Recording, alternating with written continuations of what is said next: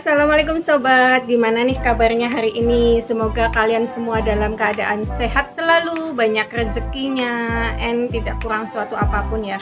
And semoga jadi orang yang bekerja mukti dunia dan akhirat. Katanya orang bekerja mengalahkan orang pintar. Mitos apa mitos? Nggak tahu lah, yang penting kita semoga aja jadi orang yang bekerja mukti dunia dan akhirat. Mari kita tengok anggur-anggurku, jelah, tengok. Ini ya, rencananya hari ini aku mau mupuk anggur-anggur ini yang udah verasen ini ya. Nih yang dombolannya gede. Ini juga ada juga yang masih ya, ini baru ini anggur susulan ya. Aku mau mupuk anggur-anggur ini masa verasen. So ikutin saja, tapi sebelumnya mohon kalian dukung aku dengan cara like, comment, dan subscribe di setiap video-video aku. Terima kasih sebelumnya, kita lihat saja. Tada, jadi teman-teman ini dia ya pupuk yang aku pakai ya.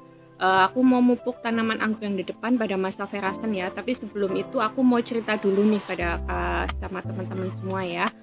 Soal aku mupuk pada saat tanaman yang di depan itu buah anggur itu sudah mekar bunganya, udah jadi berry ya, berry set gitu ya. Maka pupuk yang aku pakai itu hampir sama seperti sebelum pruning pembuahan ya.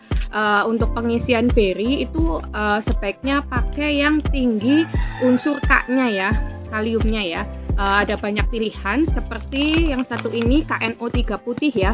KNO3 putih ini untuk pengisian buah itu bagus. Dia bikin jadi buahnya keras, tahan lama dan seger gitu ya. Ini jadi aku untuk pengisian buah pakai KNO3 putih itu 1 sendok makan. Terus MKP-nya setengah sendok makan.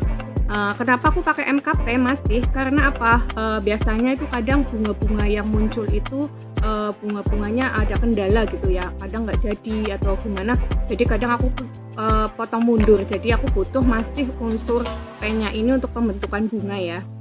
Kemudian KNO3 putihnya 1 sendok makan, MKP setengah sendok makan, magnesium sulfat 1 pucuk sendok makan, kemudian Karate Boroni Plus 1 pucuk sendok makan juga ya teman-teman.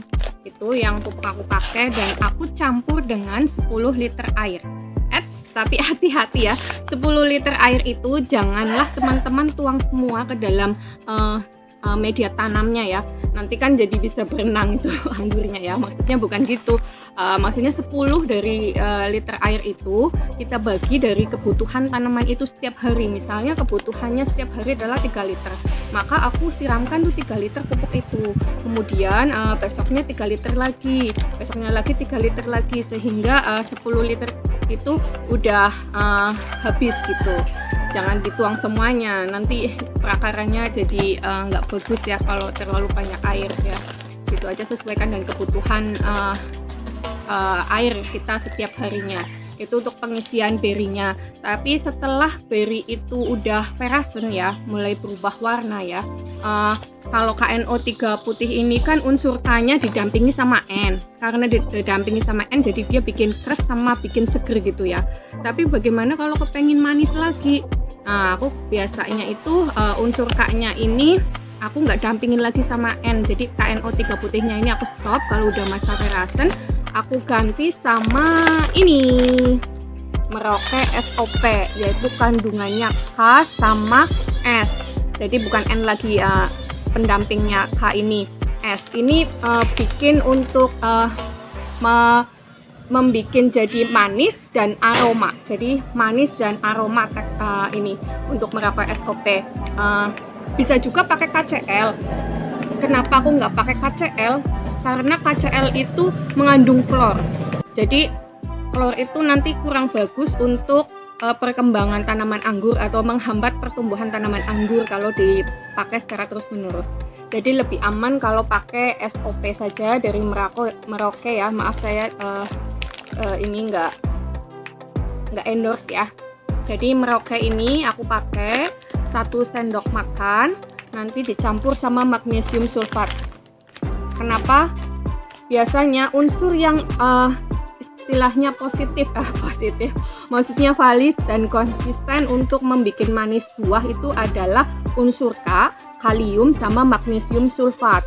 Sedangkan unsur N sama P itu tidak konsisten. Jadi kalau untuk memaniskan buah sebaiknya pakai yang unsur K-nya tinggi dan magnesium sulfat ya. Ini kalau N kan bikin seger gitu, jadi N-nya aku udah nggak pakai lagi ya. Kemudian bisa juga untuk memaniskan, kalau misalnya kita pembuahannya serempak ya, kita bisa mengeringkan, maksudnya mengurangi siraman itu, nggak disiram sebelum kita panen. Itu biasanya bikin glukosanya naik, tingkat glukosanya jadi lebih manis. Itu juga bisa. Tapi hati-hati untuk yang pembuahan bertingkat. Jadi ada yang udah mateng gitu kan, ada yang belum gitu kan. Jadi enaknya itu di situ kalau pembuahannya serempak gitu. Jadi kita bisa pada saat mau panen kita bisa keringkan dulu gitu. Maksudnya kurangi siramnya gitu biar meningkatkan kadar glukosanya. Oke, langsung aja kita praktek ya. Ini karena itu masa ferasen, maka kita pupuk sama SOP ini ya, sama magnesium sulfat. MKP-nya minggir dulu. Jadi ini biasanya aku sediakan ini dulu. Sediakan sedikit dulu sebelum dicampur sama 10 liter atau 5 liter ya. Jadi 1 sendok SOP ini, merokok SOP masuk, sama magnesium sulfatnya sedikit aja, 1 pucuk ya. Aku masuk 1 pucuk sampai setengah sendok. Nah, kita aduk, aduk jadi rata, aduk jadi apa?